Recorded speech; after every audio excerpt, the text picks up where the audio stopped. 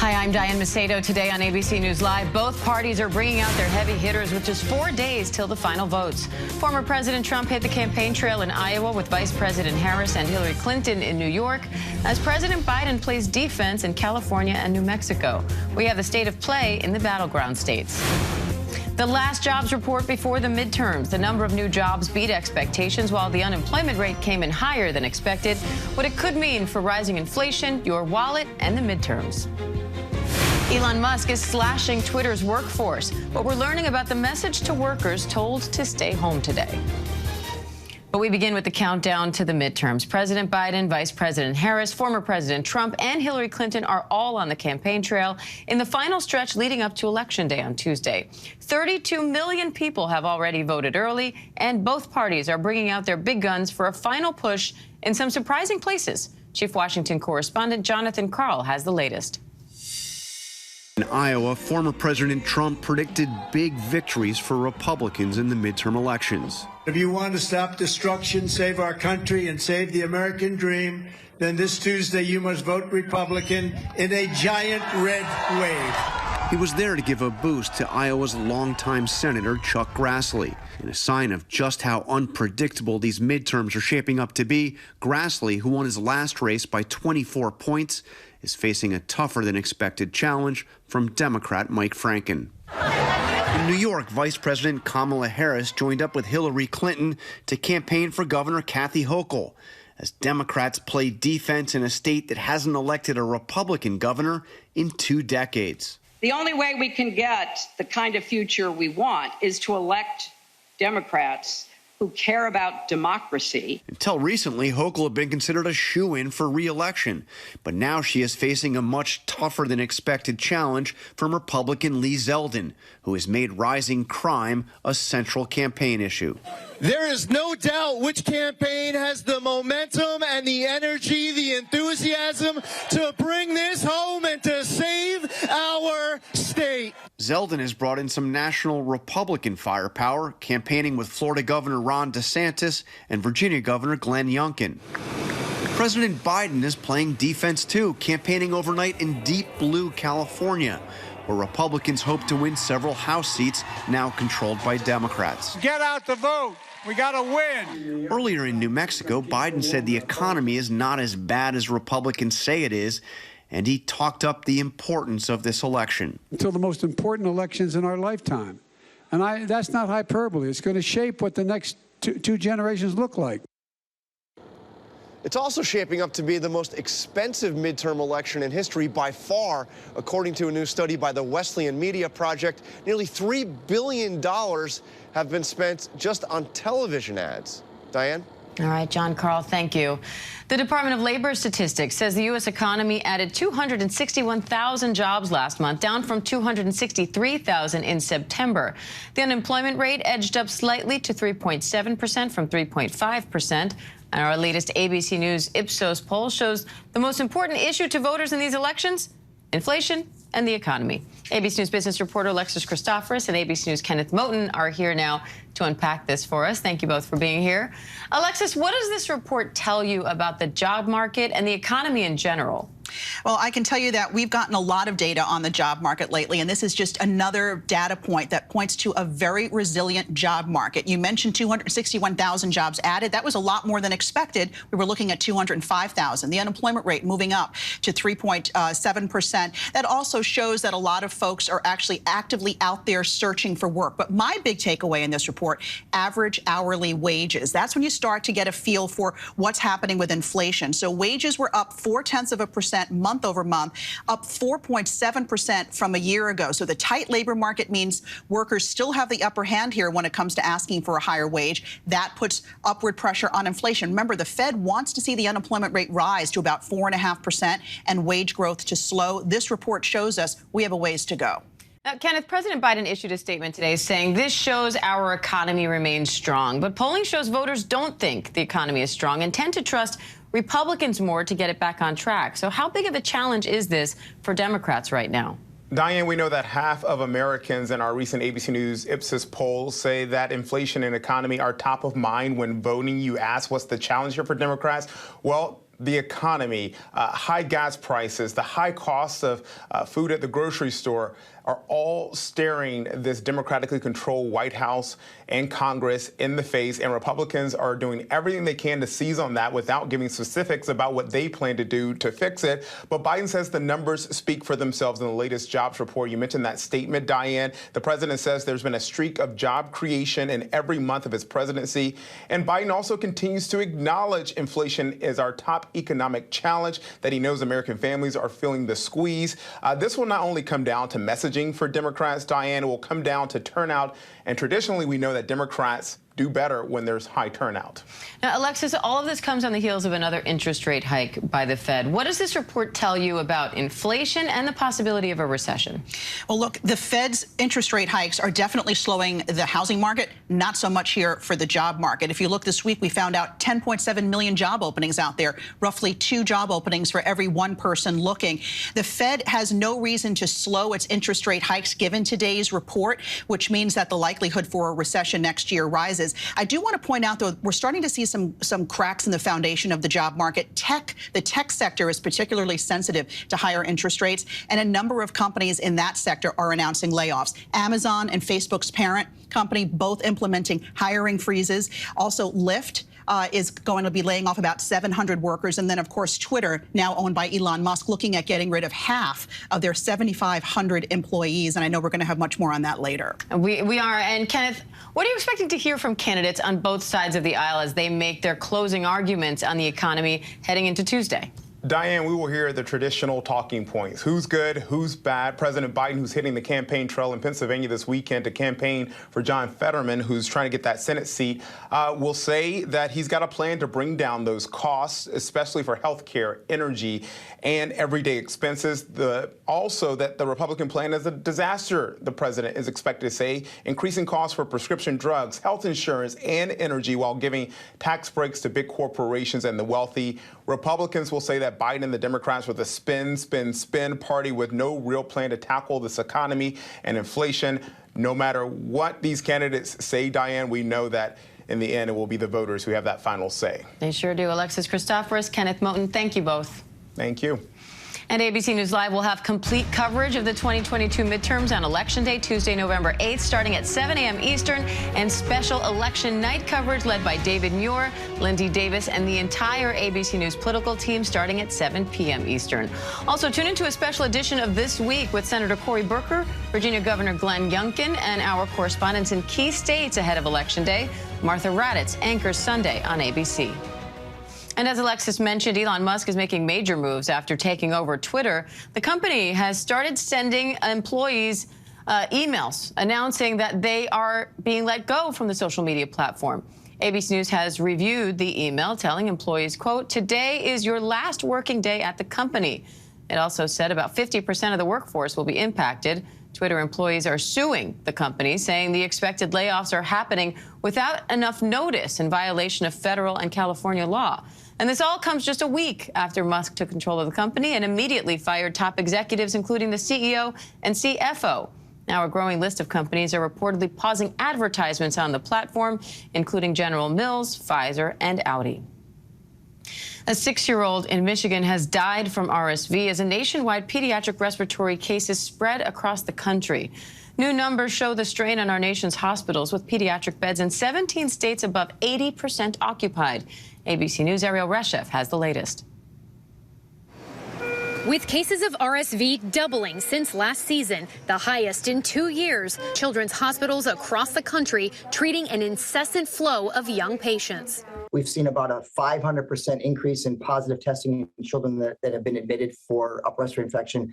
In Michigan, officials confirming a 6-year-old died from RSV complications, reportedly a boy from the Detroit area. Very, very few children die from RSV. And the kids that get that sick, it's usually a child who had an underlying illness. Hospitals from coast to coast are strained. Pediatric beds in 17 states are above 80% occupied. This week, we were inside the pediatric ICU at Cohen Children's Medical Center in New York, which is working over capacity. When a child comes in with one of these respiratory illnesses, what's the course of treatment? We're giving a lot of support that often requires inhalation therapies, sometimes steroids, sometimes breathing machines like ventilators until the virus itself works its way out. 3-year-old Ella Guillaume here since Sunday on a ventilator for days to help her breathe. Mom to mom, how are you coping with this? As you can see, I'm trying the best and trying to keep high spirit for her. Nobody wants to see their kid in this situation. Little Ella making progress. Finally, today, she is off of the BiPAP breathing mask. It is so good to see that Ella is improving. There's currently no cure or vaccine approved for RSV, though we have reported that one is in the pipeline. But in an encouraging sign, the European Commission just approving a monoclonal antibody treatment to protect young babies. That would be given as a one-time shot from birth to 1 year. The FDA and CDC would have to sign off on that in order for it to be available here in the U.S. The makers of that drug hoping that that could happen by next year's season. Diane? All right, Ariel Reshev, thank you for that.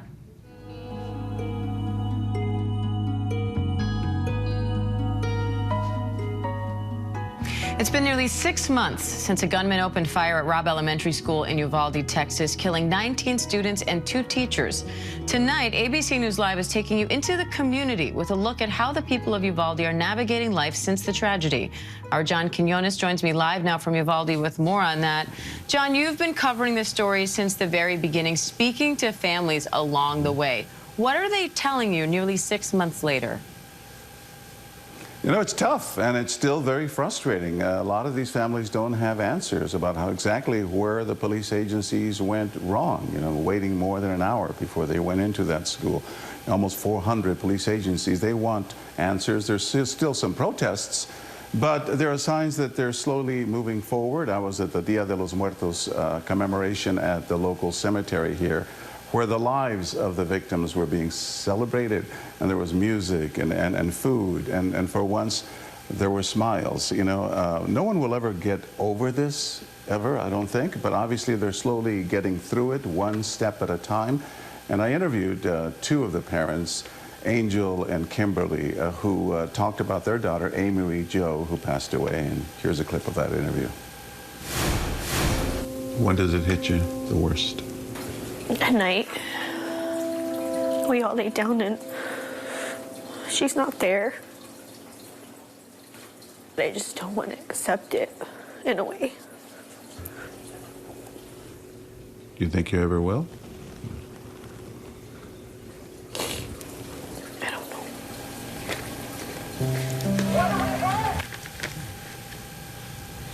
Yes, it's incredibly sad. But again, there's hope. And they're trying. So, John, this week, Democratic Texas State Senator Roland Gutierrez proposed a $300 million fund to support victims of the shooting. How would that money be used? Well, it's proposed legislation. It's not nowhere near real yet, but it's patterned after the 911 fund, and it would help them with everything. I mean, folks are still struggling. They haven't received much money at all. They need to pay the rent. They need to pay their mortgage. They need to buy food. Many of these parents haven't been able to go to work because of the depression and the anxiety. So it would help them tremendously. Each of them would get $7 to $7.8 million per family. But again, we don't know that that'll ever come to fruition, at least not yet. But this state representative, State Senator Roland Gutierrez is trying. And John, journalists don't usually stick around this long after an event like this happens, but ABC has made a commitment to stay in Uvalde. So what sticks out to you, having watched this community so closely for all this time? You know, this is very personal for me. I was born and raised just an hour from here. I know this community. I know its people. And it's an honor for me to be able to lend my voice to the coverage of this story. There are still so many angles that need to be covered, and so many elements. Tonight you'll see Maria Elena Salinas talking about this town, who its people are. Do you know it's the honey capital of the world? They have this feisty football team. They're celebrating their homecoming game tonight. There's so many elements, and I just love being able to be here, and we're coming in. We made a commitment we're going to stay throughout to the end of the year because we want to make sure that all these elements are covered and that the light continues to be shining on this community. And we get the answers that they so desperately need. All right. Well, we're so grateful for it. John Quinones, thank you. Thank you. Thank you. And Uvalde 365, The Struggle to Understand airs tonight at 8:30 Eastern on ABC News Live and streaming on Hulu. Coming up, the news just coming in about former President Trump and a possible third run for the White House. Also ahead, from the field and the court to the voting booth, how college athletes are using their skills to get out the vote.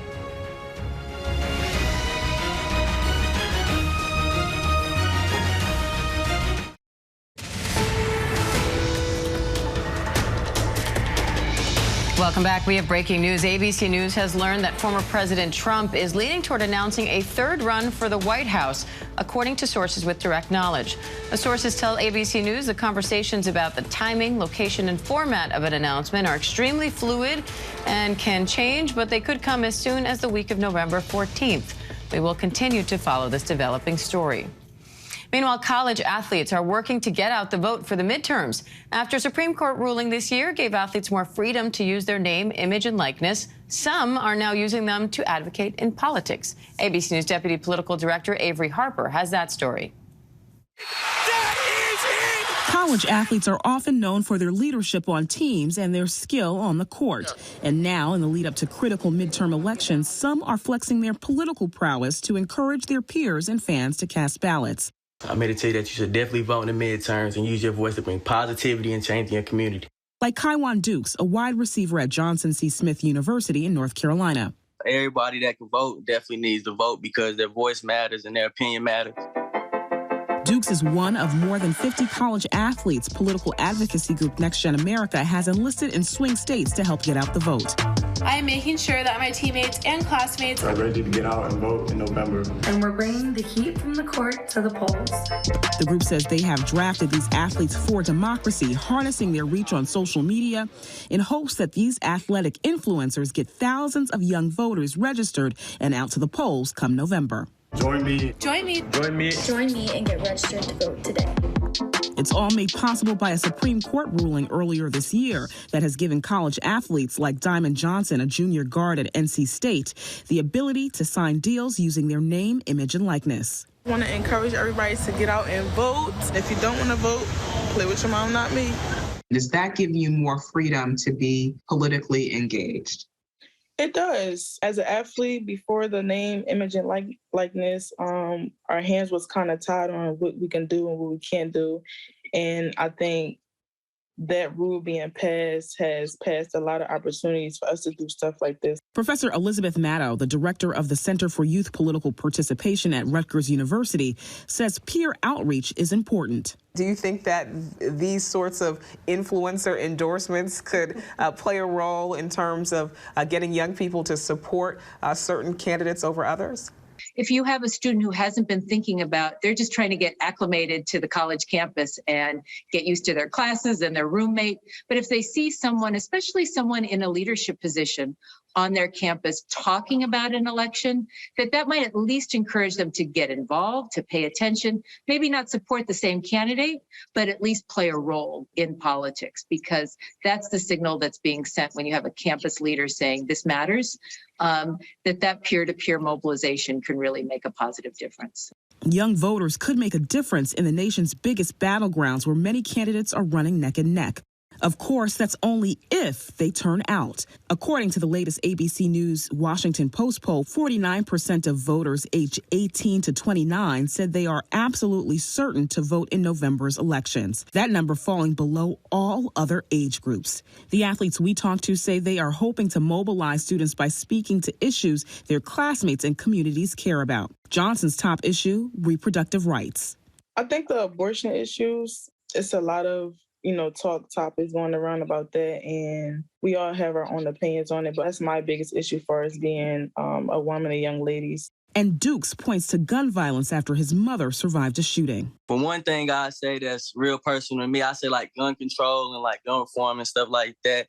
That's something real big where I'm from. That's definitely something big on the voting standpoint that I feel like should definitely decrease. And both hope that their outreach will help polling places across the country score more votes. All right, Avery Harper, thanks for that. Coming up, it's almost time to turn back the clock. Daylight saving time ends this weekend, which could bring some perks and challenges for your sleep. We'll get expert tips from Dr. Michael Bruce when we come back.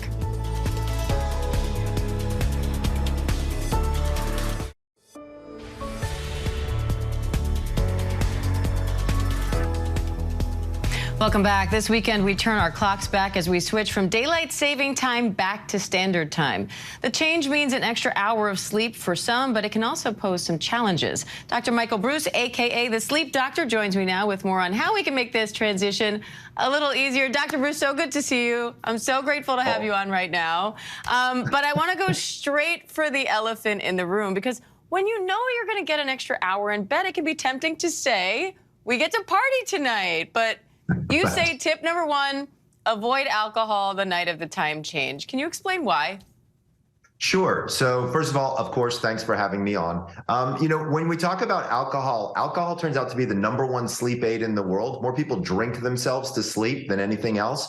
But the problem is alcohol almost destroys stages 3 and 4 sleep, which is that physical restoration. So do yourself a favor. If you can, avoid any alcohol on Saturday night. That way you can make sure that you're getting as high a quality sleep as you possibly can when you are able to get that extra hour. So it might help you pass out, but at the end of the night, it's going to wreck everything that happens after that. Now, exactly. Tip number 2, you say try to maintain your usual schedule. Now, if you're getting an extra hour, can you not use that to go to bed later?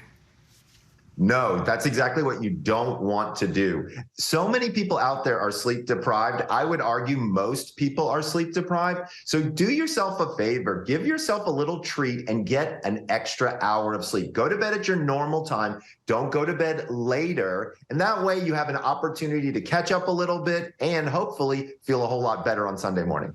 Now, tip number 3, you say know your chronotype. You write a lot about chronotypes in your book, The Power of When, and you taught me a lot about chronotypes as I wrote my book, The Sleep Fix. So why is chronotype so important to how the clock change affects you?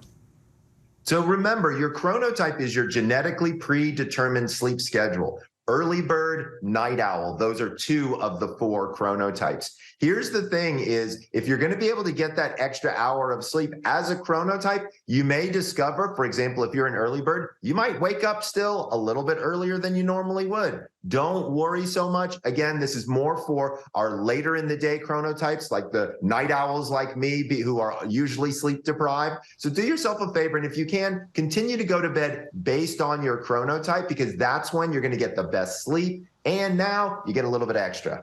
And I know the night owls among us love that ability to sleep in that extra hour, right? And it becomes maybe a little bit easier to go to bed because your clock is a little bit more synced to standard time. I like tip number 4, and I think this one is not very obvious, but you say avoid melatonin at night. A lot of people might think, oh, I'll take melatonin before bed tonight so that it'll help me stay asleep. But you say that's a terrible idea. It really doesn't make a lot of sense because, as an example, we use melatonin for jet lag, for shift work, or for people who are seniors whose melatonin production begins to slow. This is a one-shot deal where your body is going to naturally adjust literally in the one night that it takes. So there's really no reason to add melatonin on board. And the reason I think it's bad is because many people don't know this, but melatonin can affect birth control, antidepressant medication, even diabetes medication. So if you don't need to have it on board, I'd say leave it alone. And if you're taking it at night, it might send your clock in the wrong direction compared to this time change. Dr. Michael Bruce, it's so great to have you. So great to see you. Thank you. Thank you for having me. I'm excited to be here. Remember, folks, sweet dreams and get that extra hour over the weekend. Love it. And thank you for joining us, everyone at home. I'm Diane Macedo. Do stay with us as ABC News Live continues with news, context, and analysis. Hi, everyone. George Stephanopoulos here. Thanks for checking out the ABC News YouTube channel. If you'd like to get more videos, show highlights, and watch live event coverage, click on the right over here to subscribe to our channel. And don't forget to download the ABC News app for breaking news alerts. Thanks for watching.